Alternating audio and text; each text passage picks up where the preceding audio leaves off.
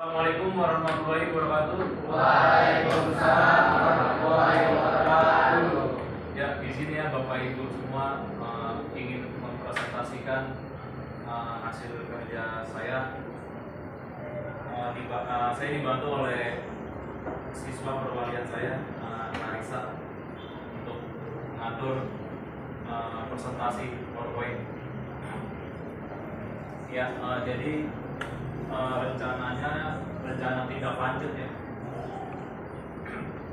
lari sambung ya, estafet melalui pembelajaran sport education model.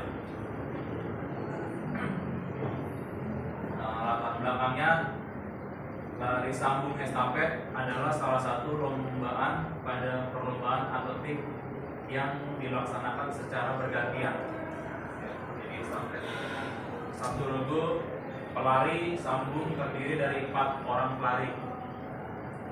Dalam percobaan lari sambung, pelari berlari dengan kecepatan penuh dengan memindahkan tongkat ke pelari berikutnya. Ya, next ya, jadi itu. Perpindahan tongkat harus berada di dalam daerah yang disebut zona panjang 20 meter.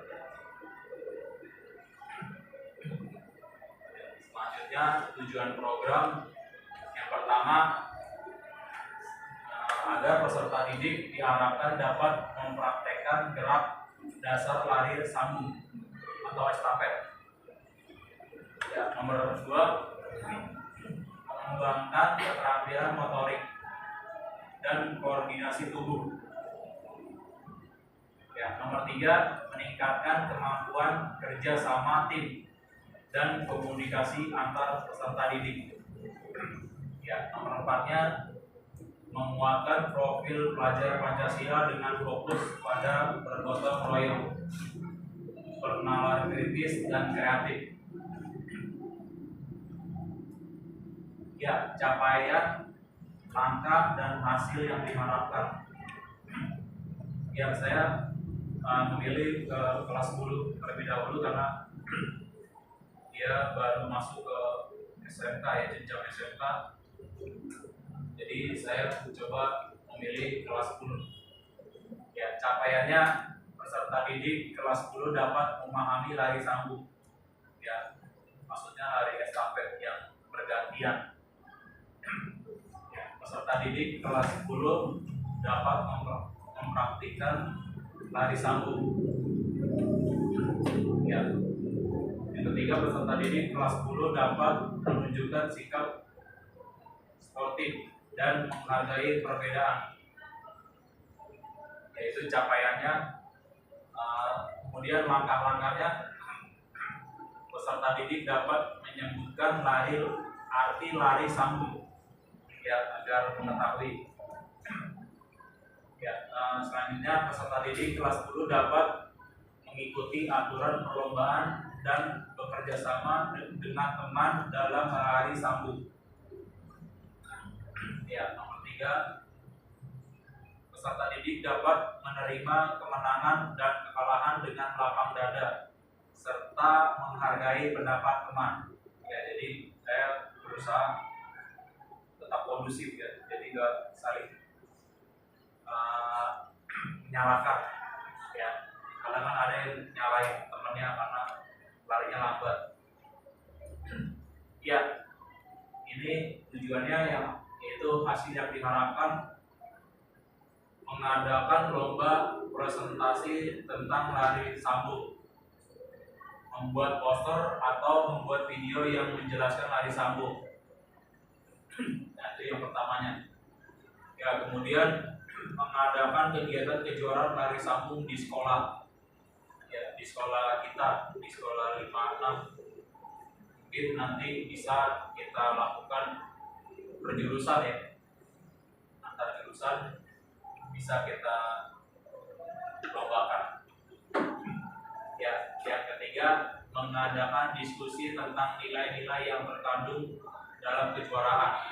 Nah, setelah kejuaraan, ya, memberikan penghargaan kepada peserta didik yang menunjukkan sikap sportif. Ya, harus sportif, nilai-nilai sportifnya harus dihidupkan. Ya, ini selanjutnya struktur program dan mitra dalam komunikasi belajar. Ya, struktur programnya yang pertama jenis program intrakurikuler dan co-kurikuler. Ya. Yang kedua skala programnya kelas 10, tetap kita pilihnya kelas 10 ya. Ya, selanjutnya pengaturan program dilaksanakan di lapangan setelah ada 10 bulan 11 ya, ini maaf ya, 10 atau 12 bulan Desember 2024. Ya, nomor kedua yang selanjutnya mitra dalam komunitas kepala sekolah. Yang pertama sebagai penasehat dan fasilitator dalam Gombel. Ya, nomor 2 guru PJOK dan rekan sejawat. Ya, jadi nanti saya bantu olahraga teman saya Pak Aji dan Pak Rian. Dan mungkin rekan sejawat yang di sini ya, kita tolong Pak Buya untuk membantu nantinya ya. Ya, berdiskusi bersama dalam mengembangkan materi, penugasan dan evaluasi. Ya, guru kelas selanjutnya berdiskusi bersama dalam mengembangkan konten untuk presentasi Gombel.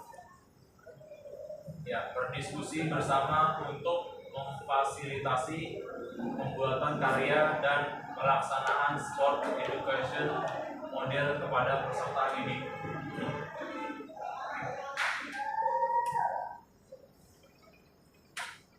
Ya, ini adalah selanjutnya kapasitas yang dimiliki sekolah. Aset tinggi. Ya, yang pertama aset manusia, terdiri dari kepala sekolah, guru dan peserta didik. Ya, nomor 2 aset fisik, yaitu halaman sekolah dan alat pendukung seperti alat TIK atau TIK. Ya, nomor 3 aset sosial, adanya aturan di sekolah yang berdampak kepada seluruh warga sekolah. Ya, nomor 4 aset lingkungannya, berada di lingkungan yang aman, baik, tertib dan ramah anak. Ya, jadi kita nyari spot yang pas buat atletik, yang atletik lari sambung estafet. Ya, nomor 5 aset finansialnya dari dana bos. Nomor 6 aset politik, kebijakan kepala sekolah dan komite. Dan nomor 7 aset agama, prinsip-prinsip moral dan etika yang diajarkan dalam agama, seperti kejujurannya, kasih sayang dan kedamaian. Ya.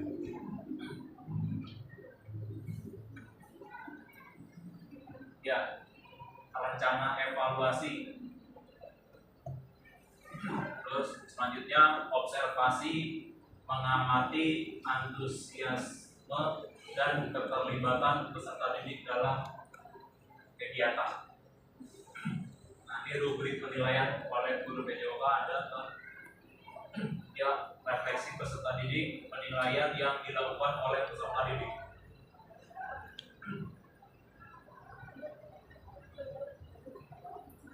Ya, jadi ada penjelasan mengenai tantangan, kemungkinan tantangan kita untuk mempraktekkan lari estafet.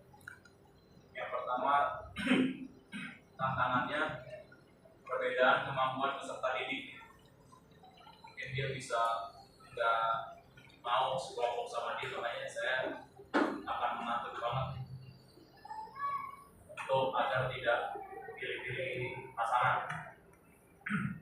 tidak semua peserta didik dimiliki tingkat keterampilan fisik yang sama, sehingga sulit bagi guru untuk memastikan semua peserta didik terlibat dan berkembang sesuai kemampuan mereka. Ya, selanjutnya ini mengenai cuaca dan kondisi lingkungan juga. Jika kegiatan atletik dilakukan di luar ruangan, faktor cuaca seperti hujan dan panas berlebihan, panas banget ya. Nah, ya paling solusinya memerlukan strategi kreatif. Saya akan kreatif mungkin agar area estafet berjalan dengan lancar. Ya, seperti diferensiasi pembelajaran, memanfaatkan sumber daya secara efektif, komunikasi yang baik dengan siswa, dan fleksibilitas dalam mengatur jadwal serta materi pembelajaran.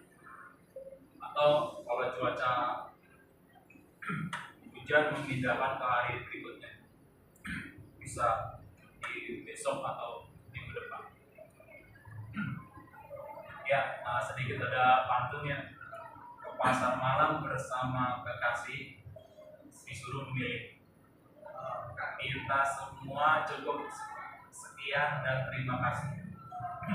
Semoga bermanfaat untuk semua.